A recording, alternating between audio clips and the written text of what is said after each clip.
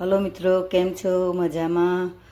હું બનાવું છું આજે પતરવેલિયા એટલે પાંદડા બનાવવા માટે મેં ચણાનો લોટ લીધો છે. તેમાં મેં મરચું, હળદર, ધાણા જીરું, ગરમ મસાલો, મીઠું, બુરુખાંડ અને આ છે આંબલીનું પાવડર. આટલું ભેગું મિક્સ કરી અને હવે હું એનું બધું સરસ પતલો ચોપડા એવો ડો બનાવી દઉં છું.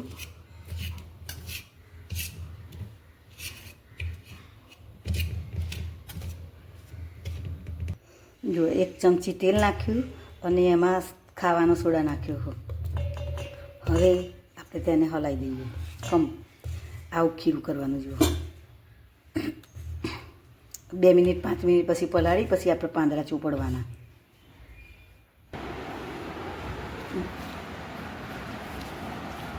જો ફ્રેન્ડ્સ, આવું જોઈએ ખીરું આપણું. આ આપણું પાંદડાને ચોપડવા લાયક તો બની ગયું છે. હવે હું બનાવી દઉં છું. મિત્રો, ત્યાં સુધી તમે મારી વિડીયો જુઓ ત્યાં સુધી મારા ચેનલને સબસ્ક્રાઈબ કરજો અને લાઈક કરતા રહેજો. મિત્રો, તમને વિડીયો ગમે તો તમે આગળ પણ શેર કરતા રહેજો. હવે હું આ લગાવું છું.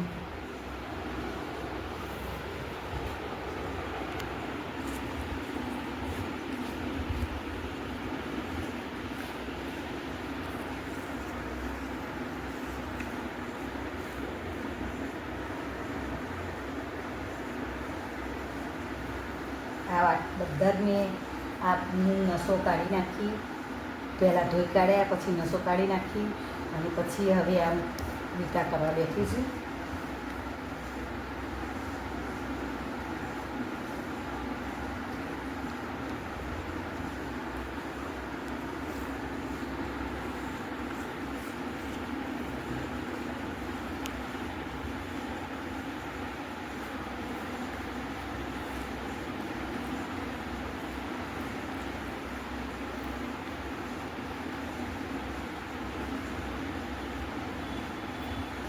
નાના મોટી મૂકી દેવાના.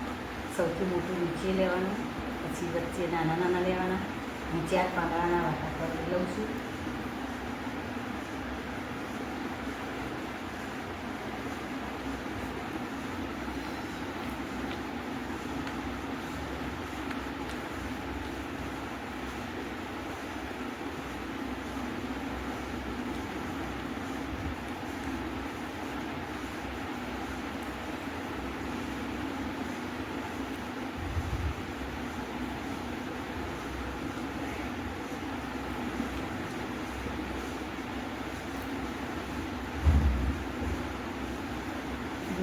આ રીતે એકદમ કાઠા ફિટ વાળી દેવાના વાટા.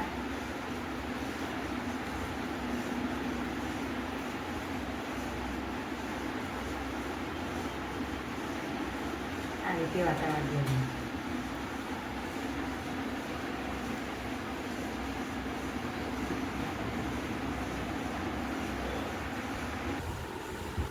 જુઓ ફ્રેન્ડ્સ, આપણા વાટા તૈયાર થઈ ગયા છે. આ 4 વાટા થઈ ગયા છે. હવે તેને બાફવા મૂકી દઈશું. પછી બાફીને પછી વઘારીએ એટલે પછી આપણે વિડીયો બનાવીએ ફરી મૂકી દઈએ થોડી વાર પછી.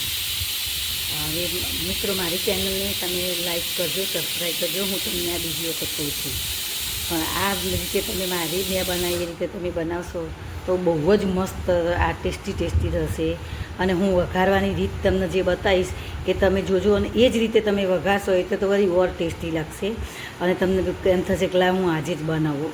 એ રીતે એટલા મસ્ત ટેસ્ટી બને છે મિત્રો. જુઓ ફ્રેન્ડ્સ, આ બધા વાટા આપણે તૈયાર થઈ ગયા હતા. હવે એના આટલા પીસ કરી દીધા છે. જુઓ, હવે આપણે એનો વઘાર મૂકી દીધો. એ વઘાર મૂક્યો છે મેં. હવે હું તેલ આવી ગયું છે. હવે હું રાઈ નાખું. રાઈ થોડી આગળ પડતી નાખવાની.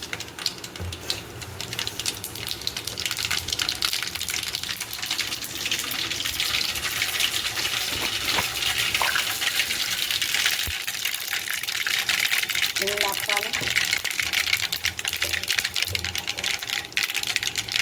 1 મોટી ચમચી તલ નાખવાના.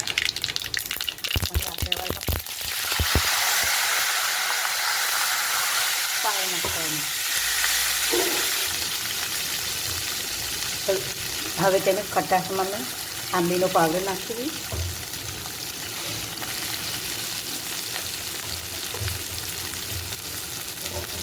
થોડું પાણી નાખવું, મીઠું નાખવું ટેસ્ટ પ્રમાણે.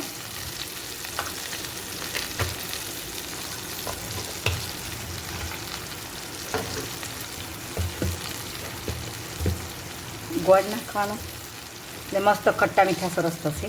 આ પાણી ઉકળે, ગોળ બધો ઓગળી જાય ને ત્યાં સુધી આપણે એને હલાવવાનું.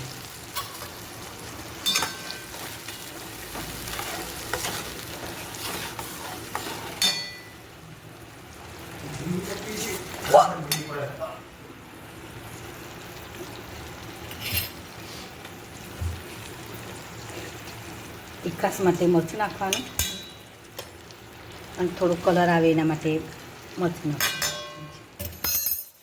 બસ આ રીતે એટલું બધું સરસ ઉકળે ત્યાં સુધી એને કરવાનું.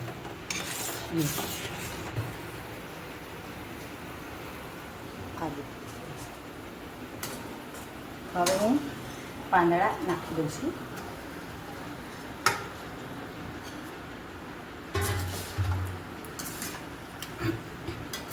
બધું જ એક એક પાંદડા પર બધું કોટિંગ થઈ જવું જોઈએ, રસો બધો. અને મસ્ત સરસ ટેસ્ટી થશે આ પાંદડા. તમે આ રીતે બનાવશો અને આ રીતે વઘાર કરશો તો બહુ મસ્ત લાગશે. એક એક એક એક પાંદડા બધા જ રસો ચૂસાઈ જશે અને બધું જ સરસ થઈ જશે.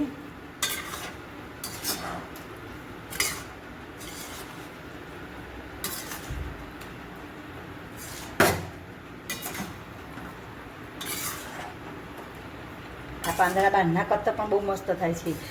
જેવી આપણે તીખાશ લેવી હોય તો તીખાશ લઈ શકીએ. બહારના તો થોડા મોડા આવે છે ને ડૂચા વરે છે. કાલે અમે અમારા મામાના ઘરે ગયા હતા તો અમારે એ જ રીતે બને. દુકાનના જેવા તો ના જ હોય પાંદડા બહારના, પણ તોય થોડા લાવ્યા હતા તો ચાખ્યા એટલે આપણને ખબર પડે કે આપણા સારા છે તો બહારના સારા છે એમ. પણ અમે તો અમારા ઘરના કાયમ બનાવીએ છીએ એટલે અમને ઘરના જ ખાવા ગમે છે. અમારા ઘરમાં બધાને આ જ રીતના પાંદડા ભાવે છે અને આ જ રીતના અમે વર્ષોથી બનાવીએ છીએ. આજકાલના નહીં પણ અમે વર્ષોથી બનાવીએ છીએ એટલે અમે આ જ રીતે અમે ખાવામાં ટેવાઈ ગયેલા છીએ. જુઓ ફ્રેન્ડ્સ કેટલો છે મસ્ત જુઓ છે ને. રસો રહ્યો, રસો જુઓ બધો પતી ગયો રસો જુઓ. તમે આ રીતે તમે બનાવશો ને તો બહુ જ ટેસ્ટી લાગશે, સરસ મસ્ત મજા આવશે ખાવાની. તો આ રીતે તમે બનાવજો. મારી ચેનલને તમે લાઈક કરજો, સબસ્ક્રાઈબ કરજો મિત્રો. અને ટેસ્ટી લાગે બનાવ્યા પછી તમને ટેસ્ટી લાગે તો મને કમેન્ટ કરતા રહેજો. થેન્ક યુ, આભાર.